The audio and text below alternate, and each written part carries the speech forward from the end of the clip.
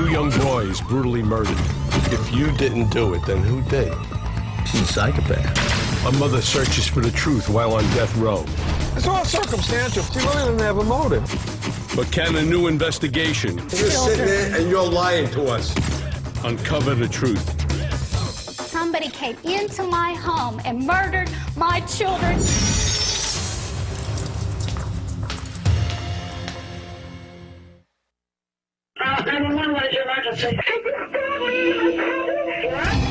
June 6, 1996, 2:30 a.m., Rowlett, Texas, an upscale neighborhood outside of Dallas.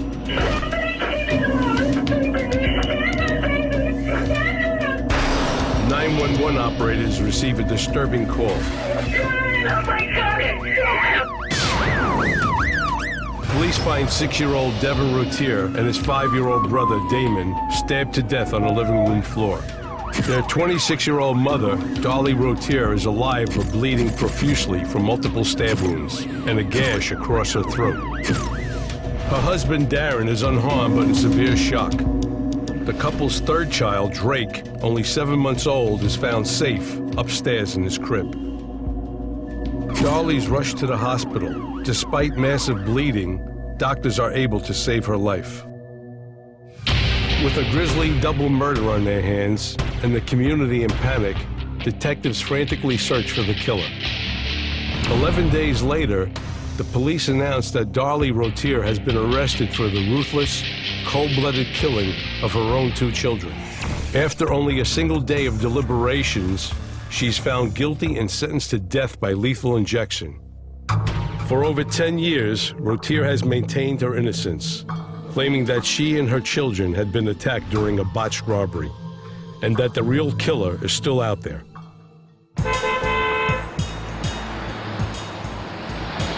My name is Jerry Pallas. I'm a private investigator and former detective with the New York City Police Department. This is the transcript, the part that they blacked out? Court TV has asked me and my partner, former NYPD homicide detective Reggie Britt, to investigate. This is really one way, this testimony. The case became big news and erupted into a media circus.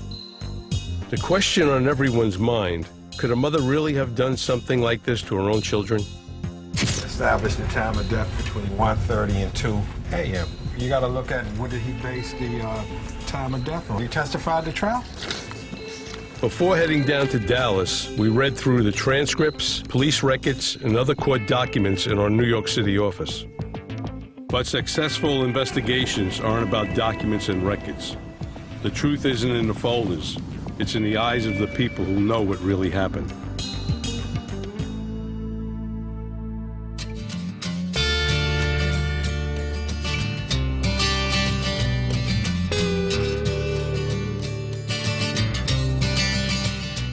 Take their death row down here very seriously in Texas, boy. This is not the place to commit a murder, because you're going to go meet your maker for sure.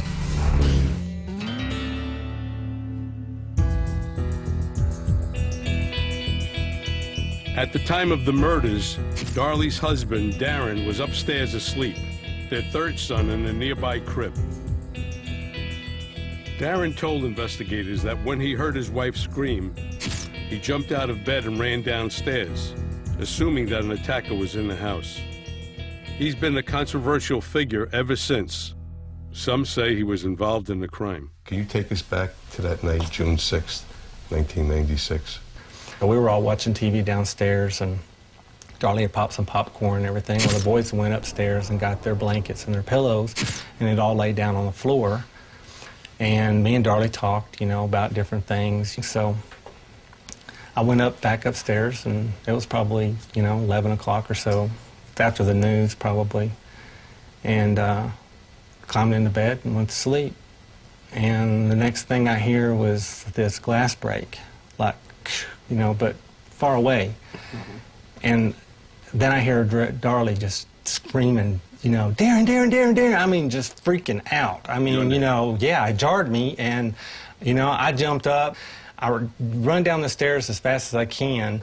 I looked up, I'm yelling at her, what the hell happened? You know, she grabs the phone, she's running back and forth. I'm trying to give Devin CPR, and as soon as I blow into his mouth, I mean, air just comes out of his chest. Jesus Christ. I didn't know what to do, you know? I mean, you know, you're just freaking. I mean, just trying to do everything that you can, trying to logically think about what just happened, and then you know, and all you can do is just sit there on the curb and watch your whole life just be gone. Now, Rowlett is this little town, right? A small little town. Yeah. Nothing like this ever happened. The stranger came into my house. Stranger came in. And killed my kids. Took my kids and almost took my wife. And if Darlie had died, I'd be on death row. You would be. With this police department, that's exactly true. Because the truth has nothing to do with it. Somebody had to be responsible for it. Did the police question you as a suspect? Did you think that they thought you were a suspect? I think I was so stupid I didn't even think that they thought that was a possibility. Well, how did you feel when they arrested your wife? Devastated. And in shock. And wanting to prove that they were wrong. You say you didn't realize she was hurt until you came back in the house? Right. Is that true? Yeah. What did you say to her then? You remember? I made her a promise. When I helped her get on the gurney, I made her a promise that I would find out who did this. She asked you for that? Right, yeah. She said? Because she didn't think she was going to make it. Really? I didn't. What did she say to you that you promised her that? What did she say? Do you remember her words? She said, I want you to promise me that you find out who did this and take care of it.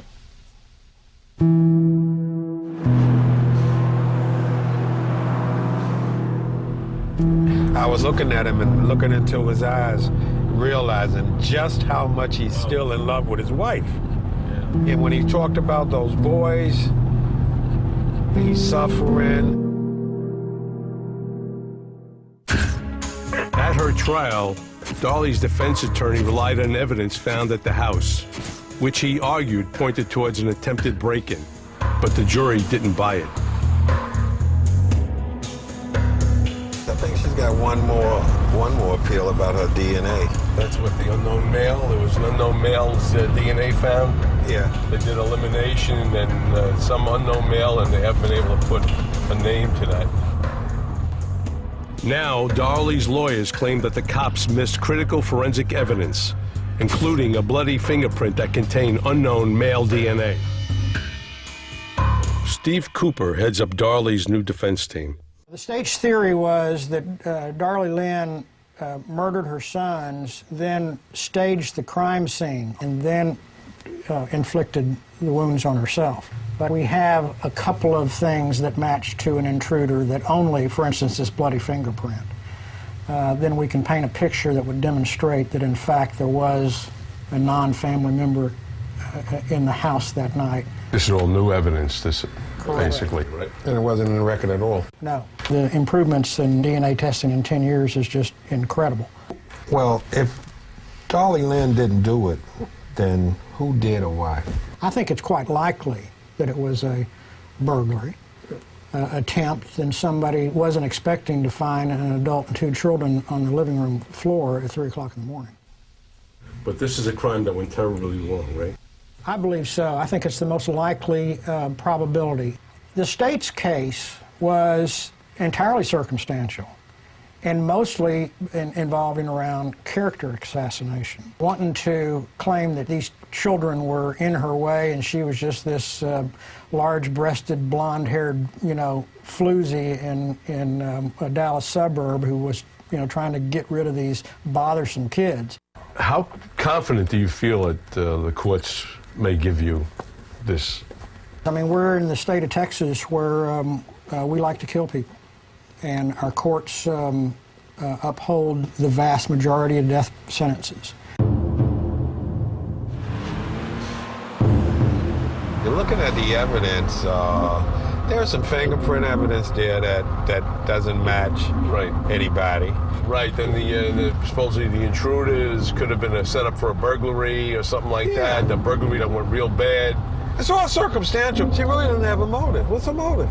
That's the possibility that she might be the wrong person. So far, the picture being painted for us wasn't pretty. No motive, outdated DNA testing, and new evidence that, if true, pointed to an unknown male intruder. But 3 weeks into our investigation, we'd already spent more time looking into this case than the original detectives had. And at this point, we had serious doubts if Darlie Routier was the right person.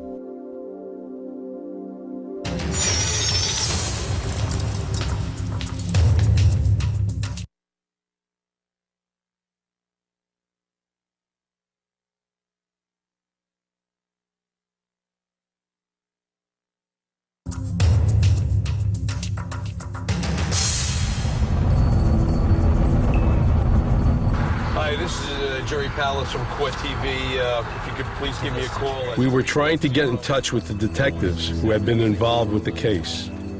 We wanted to know what they had to say about the new DNA evidence that pointed to a male perpetrator. Neighbors, this is a direct line for them. But so far, we weren't having much luck finding them. It must be a small department. When investigators first arrived on the scene, they found Darlie bleeding from wounds to her arms and neck, screaming hysterically that someone had broken into her home and killed her 2 sons. A search of the residence found nothing missing, but the police did find the murder weapon, a knife from Routier's own kitchen. Then something puzzling. In an alley, almost a football field's distance from the house, lay one of her husband's socks, splattered with spots of blood later identified as belonging to their 2 murdered sons. From all our years on the force, Reggie and I had come across some strange pieces of evidence, but this one stumped us. It just didn't make any sense. Could there have been an intruder? Man, it could have been an intruder. The only thing I don't like about it, as far as the intruder theory goes, is the fact that somebody broke in, goes in there to commit some sort of burglary, kills 2 kids, nearly kills the mother, and leaves. And 75 yards away, down an alley, Is a sock belonging to the husband that has some blood on it.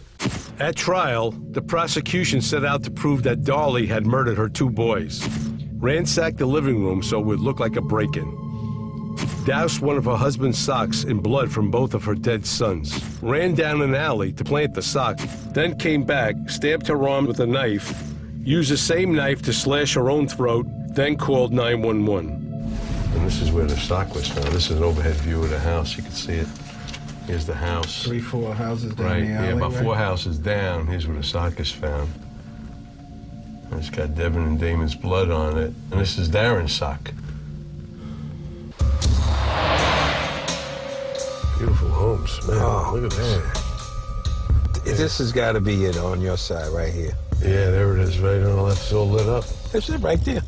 Yep. Sock was found in this alleyway. This is high-end district here. There's some alarms, lights, motion detectors and things. You know, I think lights would be popping on and off here. You know, Reggie, this is the thing that gets me. Why does a sock get attached to this murderer and dropped here in this alley? And where do you go from here if you're not from this neighborhood? This house, where it's at, the way it's secluded, it don't fit the other side of they ran through the back, out the alleyway, the sock, it just doesn't fit. Any bad guy will tell you, they're always looking for a way out, you know? They don't want to be cornered. And you back here, you would get cornered.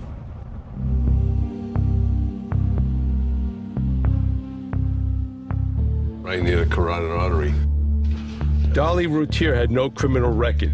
In fact, up to this point, she never had much involvement with the police, aside from watching Law and Order.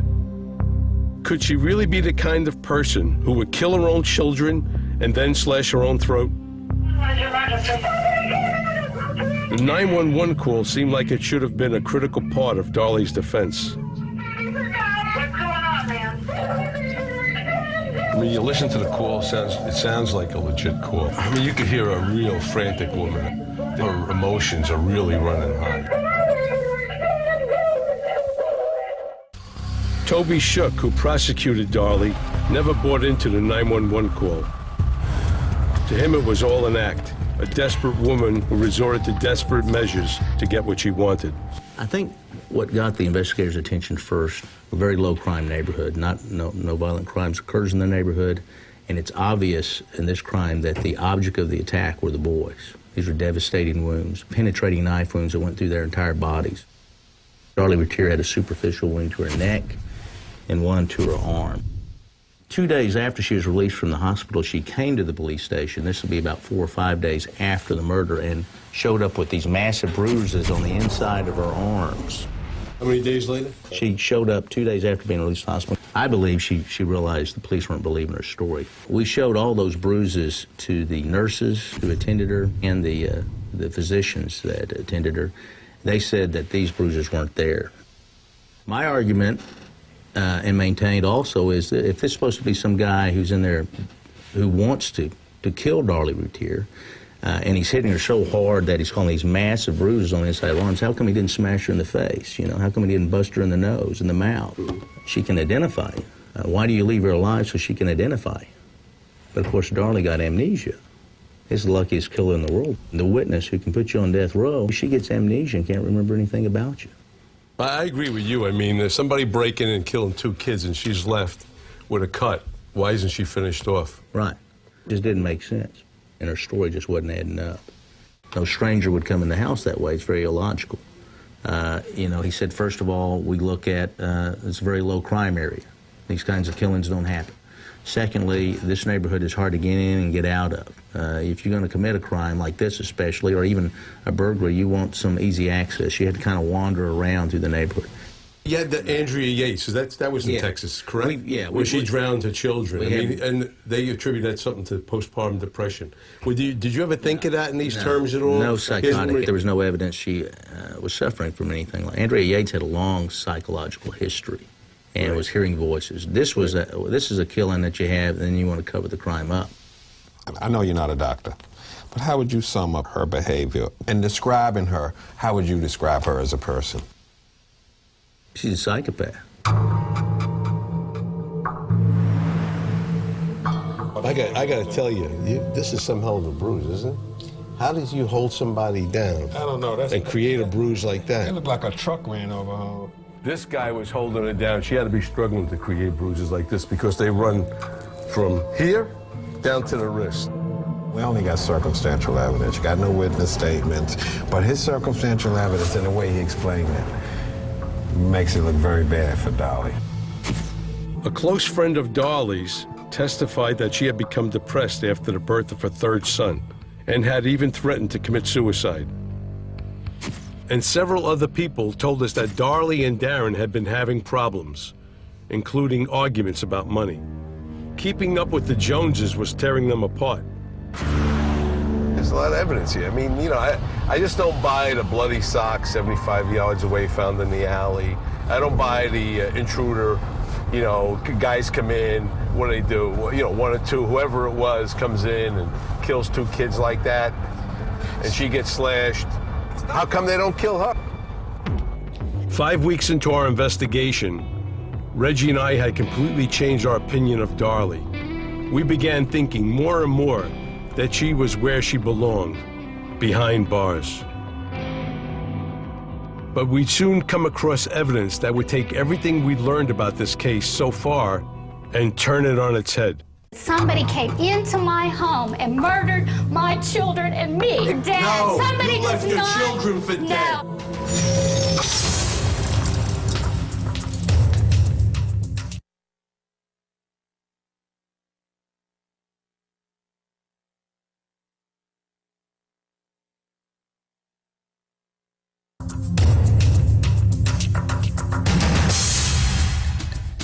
Look at that blank stare, man. At this point in our investigation, we had learned a lot about Darlie Routier. We knew that at the time of the murder, she and her husband Darin had been fighting about money. Was it the mom, Darlie? Even though she sustained some wounds right near the carotid artery. Suppose he missed it by a few millimeters.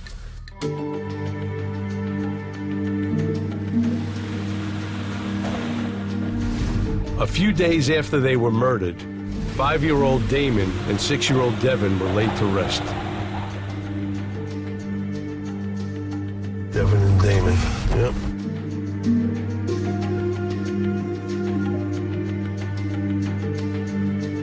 Devin, Damon, little kids.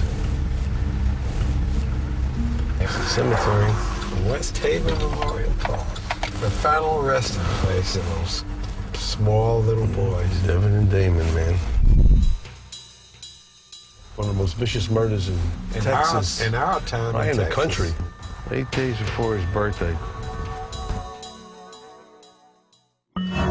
Just days after the burials, a local news station broadcast footage of Darlie at the gravesite.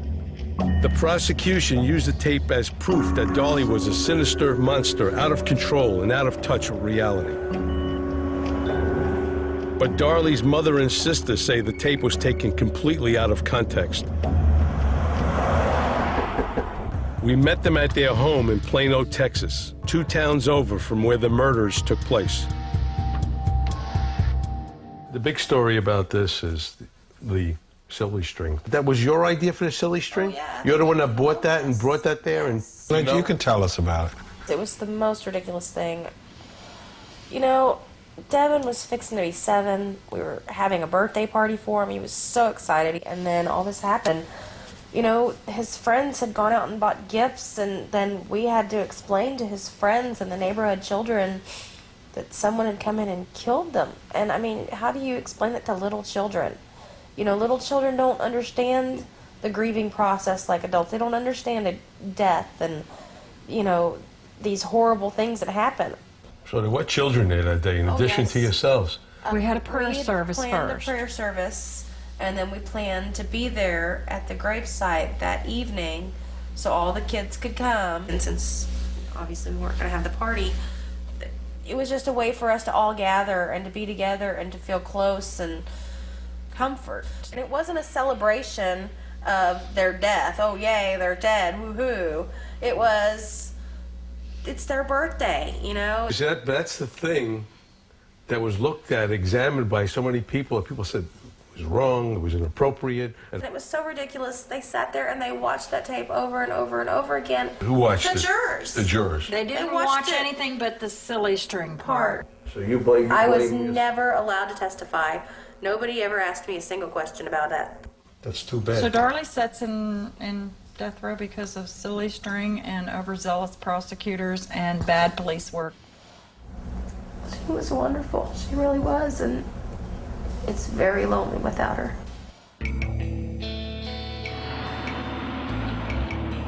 She's walking around with a lot of guilt. She really feels that she put her sister on death row with that silly stream incident. It meant so much to the jurors that they watched it so many times during the conviction of Darlie, and if it would have been explained the way she did, I think they would have seen it in a lot different way. Later that evening, we met with Tom Hollinshead, a retired DEA agent. Troubled by what took place at Darlie's trial, he spent the past few years taking a look at the case for himself. He agreed that a 20-second tape of a woman shooting silly string was the final blow that convicted Darlie Routier. When the defense attorney was cross-examining the lead investigator, he got about halfway through, and the judge advised him to take the 5th. Which investigator was that? This was Jimmy Patterson, because Patterson had wiretap and the gravesite, looking for a gravesite confession. The fact that a police officer took the Fifth Amendment, to me, as a jury, that would be the end of their credibility. I have never, and I've testified, I can't tell you hundreds of homicide trials. I have never took a Fifth Amendment. I said no to witness. It's against self-incrimination, exactly. And you're the officer, the lead officer in the case. I can't imagine the judge allowing a capital murder case to continue when you can't cross-examine the lead investigator because he took the Fifth Amendment. That's incredible. But I'm going to tell you, there's not one piece of direct evidence, not really one piece of credible evidence, why she should spend 10 years on death row or certainly be executed. You don't do that without a court order. You just can't wiretap somebody, listen to a conversation, let alone the video, the audio. I mean, that's police work 101. Jerry, you know that stuff. I think that it should have been thrown out, that whole thing should have been thrown out based on the investigator taking the Fifth Amendment. If those things are true, I think that's really big. I mean, to me, it sounds like Darlie could be the wrong woman in prison, really. And something like this, we have all the circumstantial evidence. I say, you know what? Go through everything, whatever it is. If there's some DNA evidence, blood, fingerprints, whatever, take it all, do it all, test everything, so that we could at least say, listen, we did everything the defense asked. We checked it all out. They got the unexplained print, and they believe they have some DNA on the sock. And I think that's where they got to exhaust all these things. Because imagine putting somebody, there's no taking it back once you execute her. It's over. Calling Lieutenant David Navis. We tried to follow up with the cops. Hi, this is Jerry Palace from Court TV. If you could please give me a call. Hi, this is Jerry Palace from Court TV. I'm looking for Officer Patterson. You've reached the Rowlett Police Department. This is Jerry Palace from Court TV. I'd like to leave a message for James Patterson. Our investigation took on a new sense of urgency. Reggie and I were becoming more and more convinced that an innocent woman might be sitting on death row, and the clock was ticking. It's about these two kids. I mean, they're the real victims of this. Their life was cut so short, so fast. Reggie, what does it mean if Darlie's innocent? They got the wrong person in jail. Yeah, and the right person is still out there. That's the real scary part. Man, that a monster like that could be out there. I tell you one thing, I'd be locking my doors.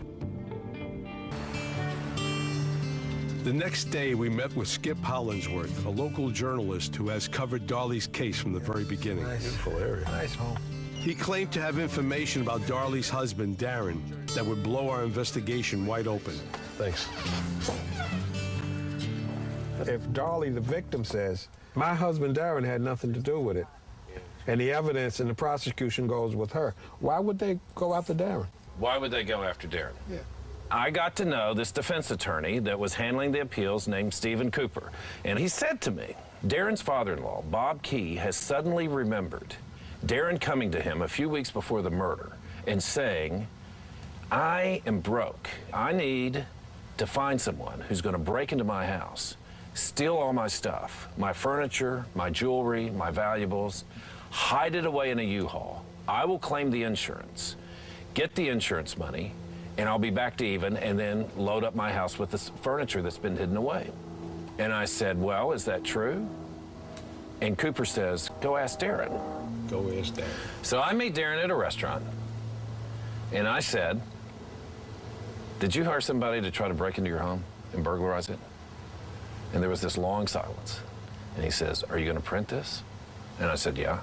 And he said, okay, I did it. I was asking around. And I said, did you hire anybody? He said, I never hired anybody. But I did let the word out. The story changes everything if true, because it provides a motive. It provides an answer to a question that has haunted everyone.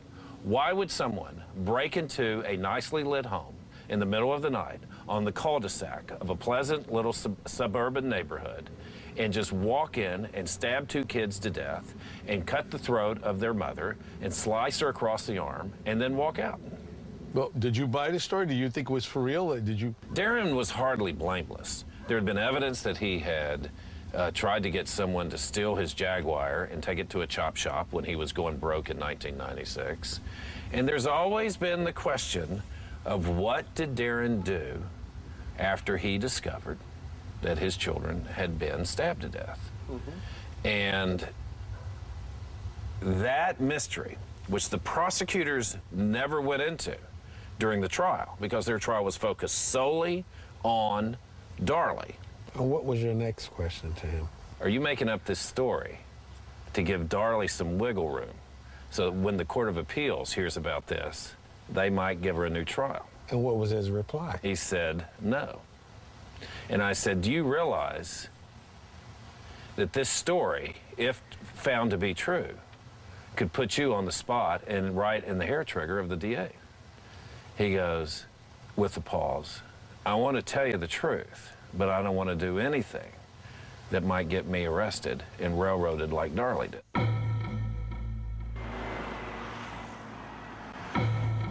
The outside chance that this could be true and maybe he set up his home to be burglarized, and the word went out, yeah, this guy's looking to get his house burglarized, and two guys, one guy, whatever, comes out and does this, you know, and it turns bad. He winds up killing two kids and trying to kill Darlie, you know. And it also leads to the other side of the right man, wrong man, or who committed this homicide. There is some reasonable doubt about this. Whether Darlie did this herself, whether she was helped by her husband, or whether he orchestrated this whole thing with a burglary attempt that went terribly bad and two children wound up dead as a result. After a little asking around, it was easy enough to find Fife. It seemed everyone either knew him or knew someone who knew him. You're Barry Fife? Can we ask you a question? I wanted to talk to you about the Darlie Routier case. Do you remember that? Yeah, they're my neighbors over there. Well, apparently there were allegations made about you and Darin that he wanted to maybe arrange for a burglary of his own house. Do you remember that? He didn't talk to me about it. Do you think Darlie is the right person? Do you know anything about Darlie? What kind of person she was? I think he did it. I think he did it the whole time. You think he did it? I think Darin did it. I just think he snapped. You think Darin snapped? Yeah. And when I went over there, the first thing he told me, he said, rough night. He called it a rough night? That's it? That's it. Didn't he say anything about the kids or anything? But if he did it, ran upstairs and acted like he was sleeping or whatever he did, or you know. Why didn't he kill Darlie? I think he tried, and she just lived. That's what I think.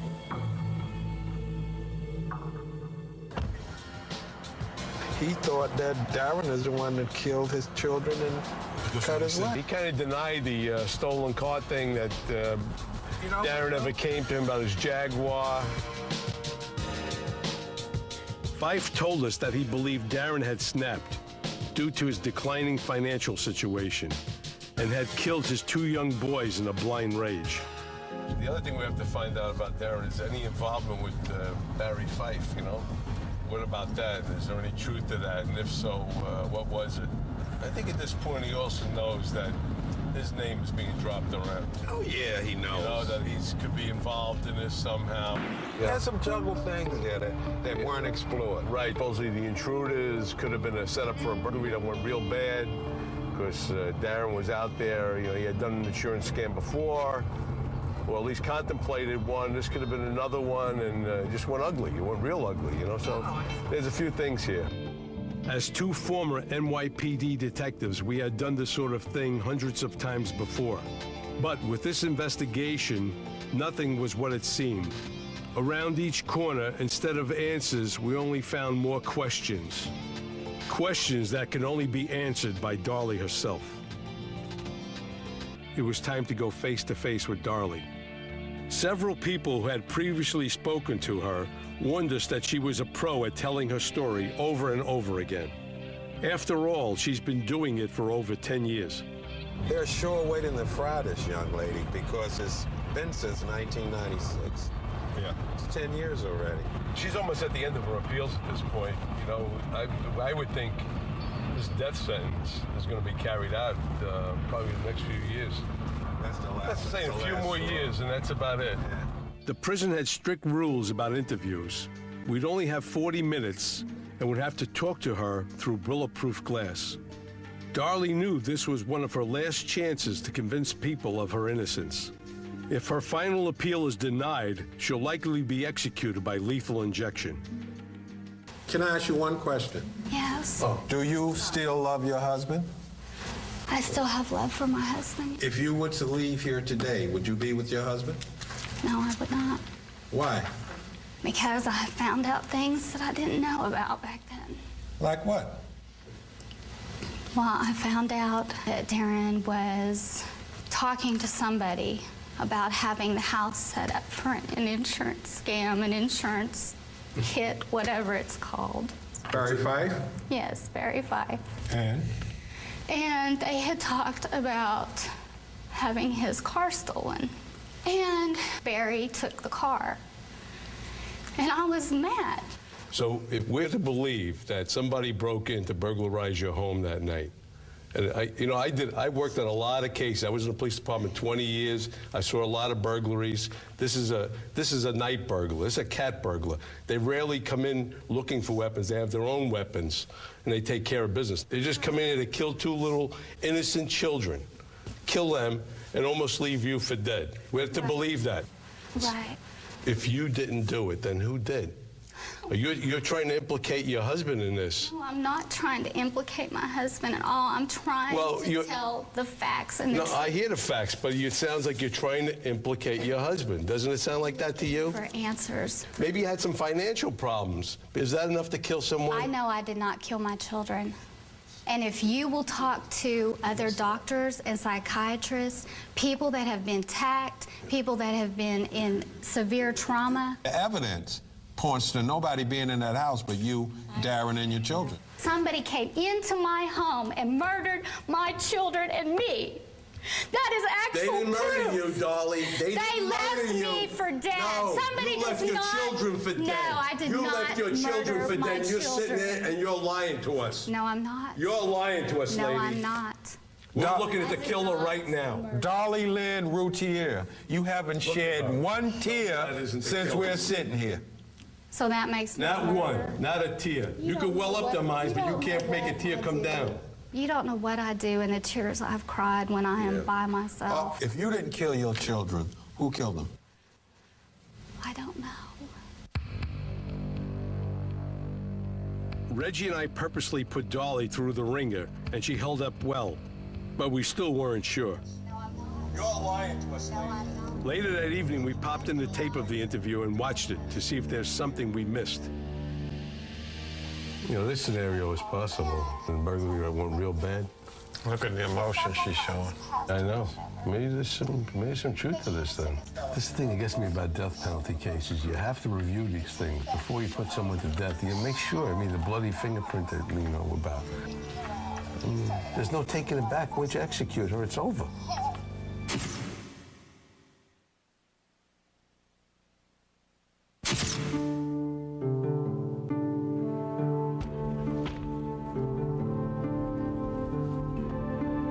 Whether it was Darlie herself, a complete stranger, or if the murders somehow involved Darin, both Reggie and I had a hunch that killing the two young Routier boys wasn't supposed to happen.